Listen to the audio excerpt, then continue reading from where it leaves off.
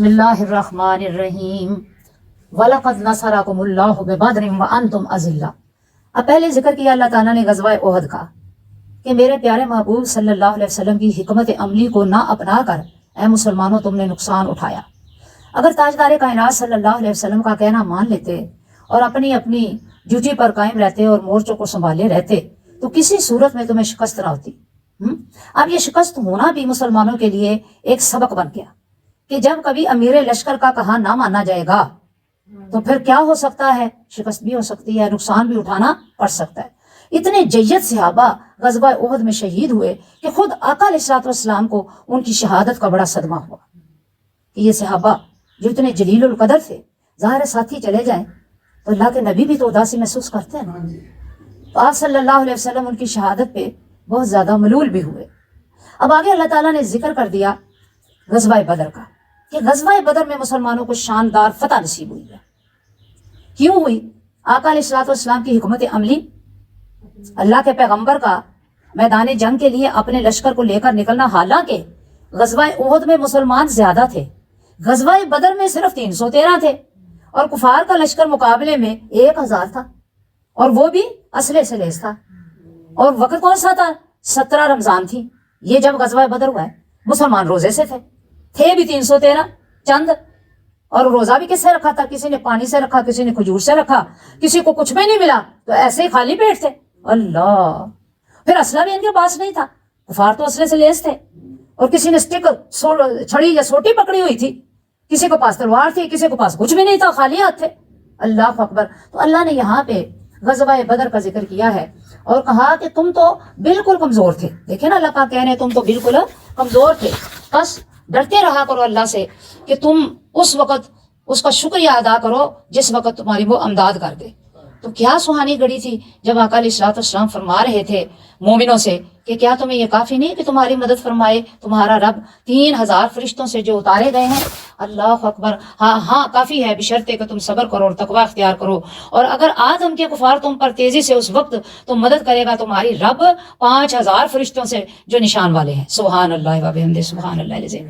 پہلے آقا علیہ السلام غزوہ بدر میں بتاتی ہوں، غزوہ بدر میں ساری رات آقا علیہ السلام دعا میں مصروف رہے، اتنا روئے ہیں جس دن صبح غزوہ بدر ہونا تھا کہ آقا علیہ السلام کی داڑھی مبارک اور مسلح مبارک آنسوؤں سے بھیگ چکا تھا۔ اللہ، کیا کہہ رہے تھے کہ مولا 313 ہیں لے کر تیری بارگاہ میں نکل آیا، اب اگر یہ بھی مارے گئے تو تیرا نام لینے والا کون ہوگا؟ مولا میں تعداد میں کم ہوں، کفار طاقتور ہیں، ان کا لشکر اتنا بڑا ہے، اسلحہ ان کے پاس ہے، اللہ ان کی ترتیب اور ہے، مولا میں کمزور ہوں، اب میری مدد کون کرے گا؟ تو رب کائنات نے اپنے حبیب کے آنسوؤں کی اور دعاؤں کی ایسی لاج رکھی، سبحان اللہ و بحمدہ، سبحان اللہ العظیم، کہ جس میدان میں مسلمانوں نے مورچے سنبھالے نا، وہ میدان اونچا تھا، میدان بدر اونچا تھا، اور رات کو آقا علیہ السلام کی دعا کی برکت سے صبح بارش ہوئی، اور اتنی بارش ہوئی کہ جس جگہ کفار کا لشکر آ کے ٹھہرا تھا نا، وہاں پہ دل دل اور کیچڑ ہو گیا، اور مسلمان اونچی جگہ پہ تھے۔ سبحان اللہ، اللہ نے مدد فرمائی، اور جنگ کے میدان کے اندر اللہ رب العزت نے مسلمانوں کو یہ بھی خوشخبری دے دی کہ میں تمہاری 3000 ملائکہ سے مدد کروں گا، اور یہ واقعی ایسا ہوا۔ آگے یہ حدیث میں آ رہا ہے کہ لشکر اسلام کی مدد آپ نے فتح مبین، جب آقا علیہ السلام نے دعا کی تھی نا، تو اللہ رب العزت نے فتح مبین کی خوشخبری سنا دی۔ اے حبیب، آپ پریشان کیوں ہوتے ہیں؟ میں رب آپ کے ساتھ ہوں اور میں آپ کی مدد کرنے والا ہوں۔ آپ بے سر و سامانی میں حالت میں لاکھ صحیح، آپ کا لشکر قلیل صحیح، لیکن سونیا جب مدد کرنے والا رب ہو تو پھر تھوڑا سا لشکر بھی بہت بڑے لشکر پر غالب آ جاتا ہے۔ سبحان اللہ و بحمدہ۔ اس لیے احد کے نقصانات سے آپ غمگین نہ ہوں، اللہ تعالیٰ کی امداد تمہارے ساتھ ہے۔ تو اللہ تعالیٰ نے پھر میدان بدر میں مسلمانوں کی مدد کی۔ بدر اصل میں ایک کنویں کا نام ہے، اسی مقام پر اسلام اور کفر کی جنگ ہوئی ہے۔ یہ ہجرت کا دوسرا سال تھا، جمعے کا دن تھا، اور میں نے پہلے بھی بتایا کہ رمضان کی 17 تاریخ تھی۔ اللہ اکبر، 17 تاریخ تھی۔ تو کفار کا لشکر جس جگہ وہ نچلی جگہ تھی وہاں پہ آ کے خیمہ زن ہو گیا، مسلمان اوپر والے حصے میں تھے۔ آقا علیہ السلام صلی اللہ علیہ وسلم اللہ کی طرف سے ملنے والی خوشخبری پر مطمئن ہو چکے تھے کہ اللہ نے خوشخبری دے دی ہے، حبیب آپ کو فتح ملے گی، کامیابی ملے گی۔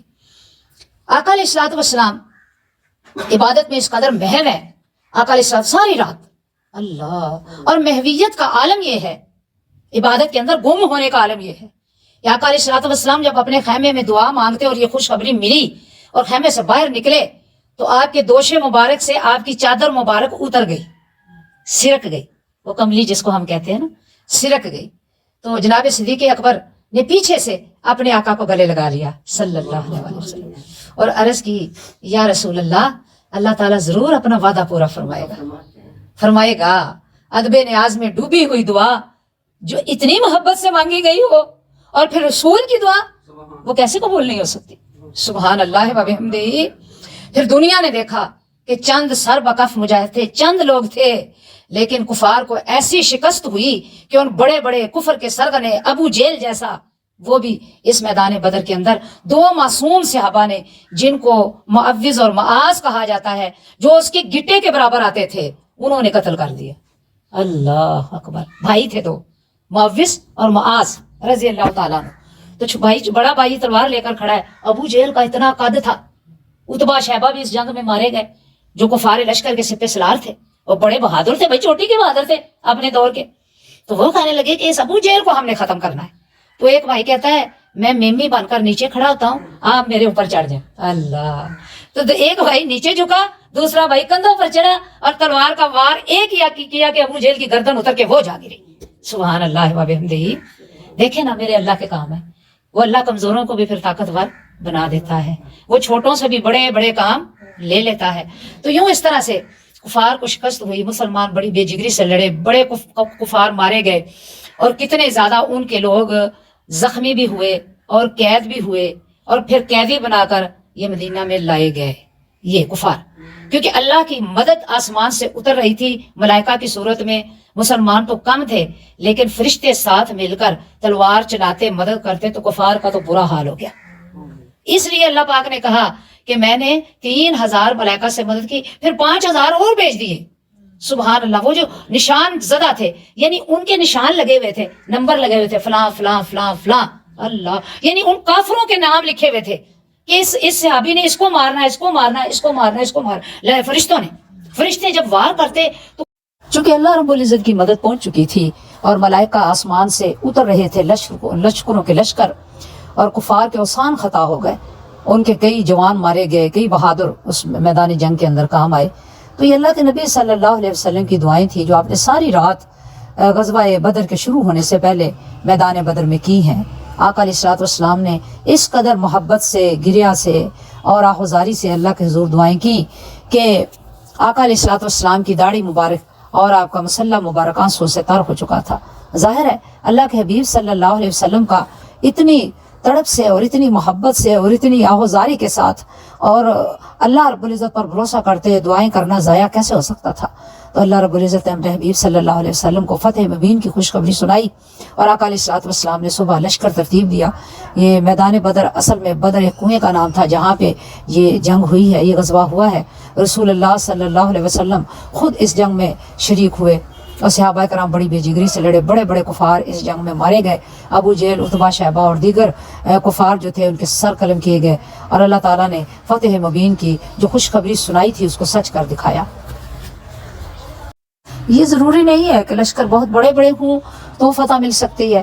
313 تھے لیکن جوش شہادت میں سرشار تھے اور ایمان کی قوت ان کے ساتھ تھی، اللہ کے نبی صلی اللہ علیہ وسلم کی قیادت میسر تھی، اور یوں میدان بدر کے اندر 1000 کا مقابلے میں لشکر تھا، اسلحے سے لیس تھا، ہر طرح کی سہولتوں نے میسر تھی، لیکن اللہ رب العزت نے غیبی امداد دے کر یہ ثابت کر دیا کہ فضائے بدر پیدا کر فرشتے تیری نصرت کو اتر سکتے ہیں گردوں سے، قطار اندر قطار اب بھی۔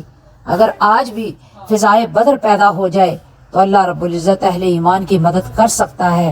اس لیے کہ الا ان حزب اللہ هم الغالبون، اللہ کہتا ہے کہ بے شک جو اللہ والے ہیں، اللہ کا لشکر ہے، وہی غالب ہو کر رہتا ہے۔ اللہ رب العزت ہمیں اسلام کی سربلندی کے لیے ہر قسم کی قربانی دینے کے لیے ہر لمحہ تیار رکھے۔ السلام علیکم ورحمۃ اللہ وبرکاتہ۔